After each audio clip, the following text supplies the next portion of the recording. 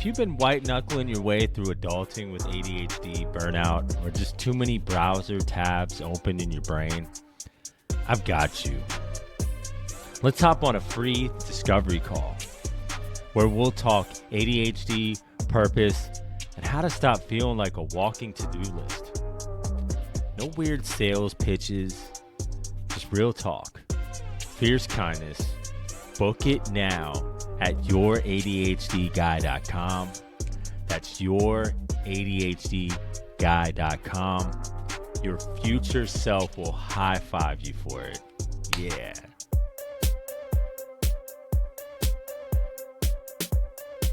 Welcome to Don't Mind Me, I Just Have ADHD, the podcast where fierce kindness meets the unfiltered truth.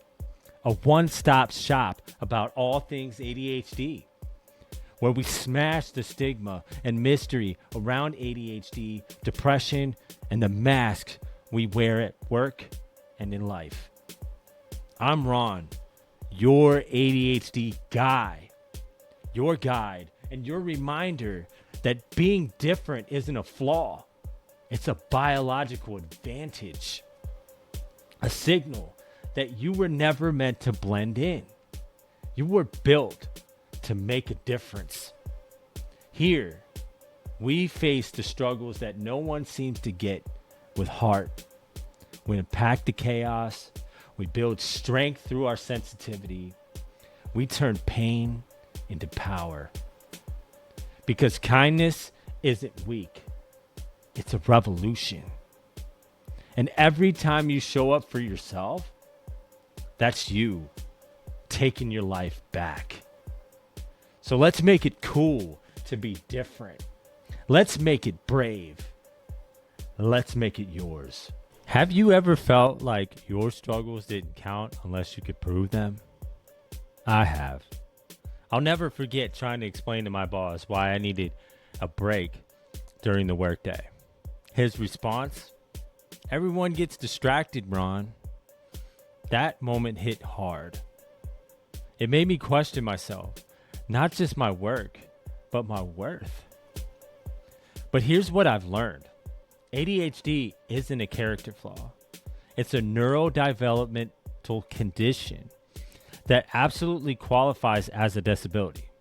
And I know that I've said that it's only a different operating system. And I truly believe that. But for those who don't fully understand that yet, it means we deserve support, dignity, and pride, just like anyone else. Today's episode is more than a conversation. It's a celebration of Disability Pride Month, a reflection of why so many of us stay silent, and a tribute to those who fought so we could speak up in the first place. We'll break down the true meaning of the ADA, honor legends like Judith Heumann and Stephen Wiltshire, and explore why advocacy is not just brave, it's pivotal, especially in a world that seems like it's burning down all around us. So if you've ever struggled to ask for what you need or felt unseen because your disability is invisible, this episode is for you. Let's talk about what it means to live with fierce kindness in a world that still has a lot left to learn.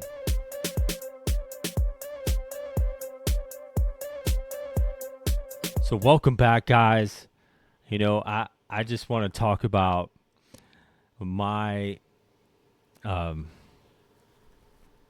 experience with Disability Pride outside. It was in Clarksburg, Maryland this weekend. And, you know, I met some amazing people, including Janine Blakely from Montgomery Parks. And, you know, we had a great conversation about like what disability really truly means, and you know, why they were out there, and what they were able to accomplish. I was seeing, you know, volunteers, you know, helping guys that were disabled into these kayaks that were specially built for them, you know, and they were just so kind, so compassionate and showed such strength and understanding, to these people that, have probably, this may be one of the few times in their life where they actually felt seen and appreciated.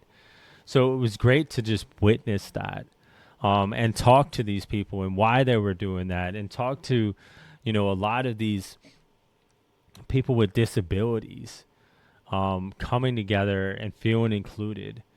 I've heard some powerful stories. Unfortunately, none of them were brave enough to tell their stories on this episode, but I completely understand. It's hard. It's hard in a world that tells you that you're not good enough, that you'll never amount to anything, or you're a burden, or even in some cases you're a fire hazard. Like, that's crazy. These people are human beings. They didn't choose. We didn't choose to be born this way. It wasn't, it's not on us. So why are we getting blamed? Why are we being pushed to the side? And hopefully I can answer some of those questions in this episode. So stay tuned.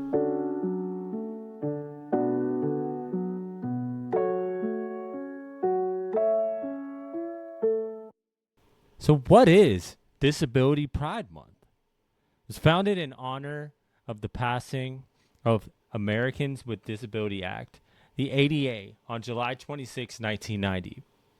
It celebrates strength, resilience, and dignity, not pity.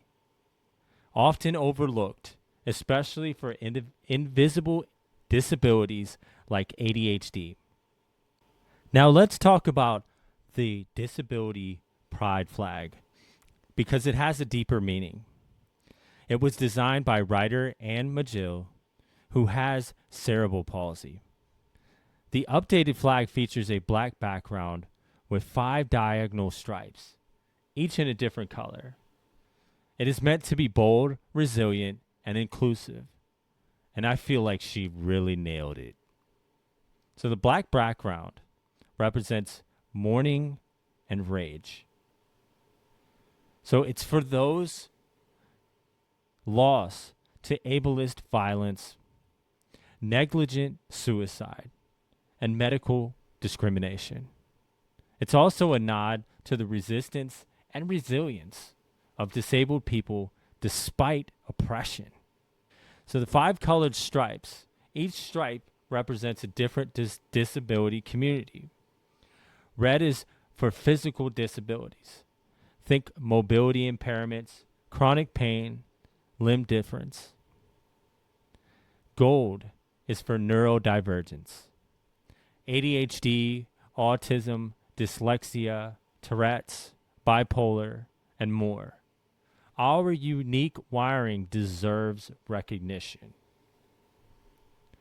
Blue is for psychiatric disabilities.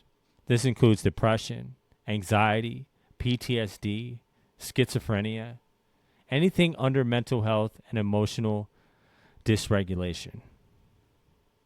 Green is for sensory disabilities. This includes blindness, low vision, deafness, sensory processing disorder, and other ways of experiencing the world differently. White is for invisible and undiagnosed disabilities. So it should be chronic illnesses, fibromyalgia, autoimmune disorders, long COVID, and people who haven't yet been diagnosed but live with a disability. The Disability Pride flag is not just a symbol. It's a call to visibility, dignity, and inclusion. It says, we are here, we matter, and we are proud of who we are, not despite our abilities, but because of them.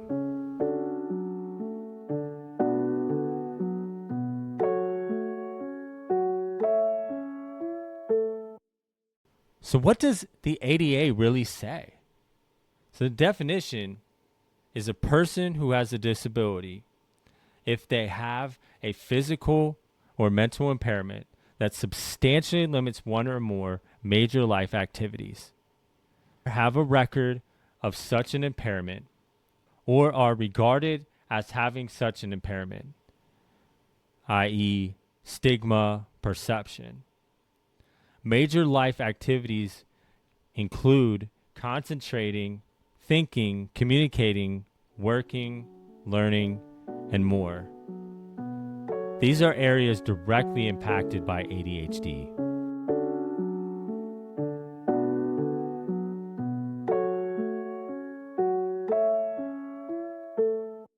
So what has this got to do with ADHD? Over 44 million Americans live with a disability. ADHD is often misunderstood and dismissed as just needing to try harder. Many with ADHD don't seek accommodations or speak up due to internalized ableism, which is any discrimination against a disability. Past experiences of gaslighting or shame, and gaslighting is a form of psychological abuse where a person causes someone to question their sanity, memories, or perception of reality, or fear of retaliation at work. The Journal of Attention Disorders found adults with ADHD are significantly more likely to face employment discrimination and report lower workplace satisfaction. That's why I'm a huge advocate for supervisor training for mental health and neurodiversity inclusion. So let's meet Stephen Wiltshire, the human camera. He's an autistic savant. It showed up in his wiring as an expressive language delay and certain learning disabilities. Stephen Wiltshire was diagnosed with autism at age 3. He didn't speak until age 5, and for a long time was dismissed by educators and the system. But his passion for drawing, especially cityscapes, emerged early. Today, Stephen is world-renowned for his photographic memory. After just a single helicopter ride over a city, he can draw it entirely from memory, with precise detail down to the number of windows in skyscrapers. Wow. This matters because people with neurodivergence often process the world differently. And that difference, when embraced, can lead to genius-level contributions. Stephen's story is a testament to what happens when you stop trying to fix someone and start amplifying their strengths. We can use this example to reinforce the power of learning in your natural wiring and way. Strength-based approaches like MBSP, and why normal isn't the goal. Self-expression is.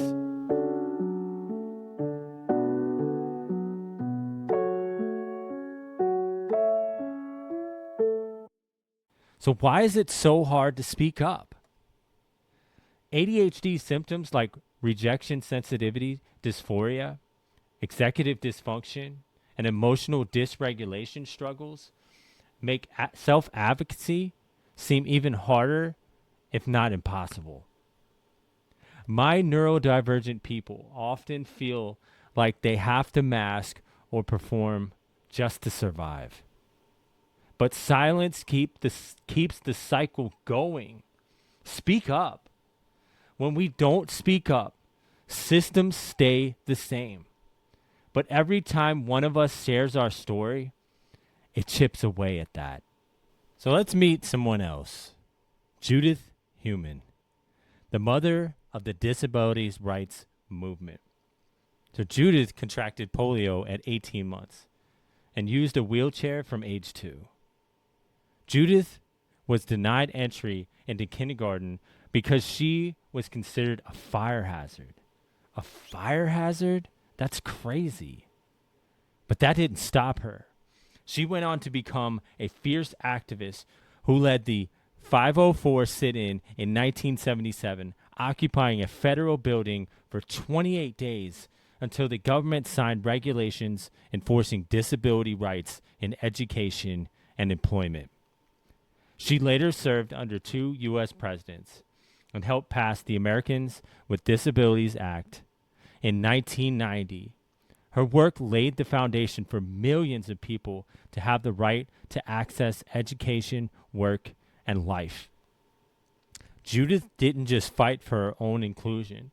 She fought for all of us, including people with ADHD who've been told to sit still, try harder, or even shut up. So we use this to reinforce. We're standing on the shoulders of giants. ADHD is part of the disability rights story. You don't have to be perfect to be powerful. Speaking up creates ripples of systematic change. The system is broken, and every time you speak up, the cracks get bigger.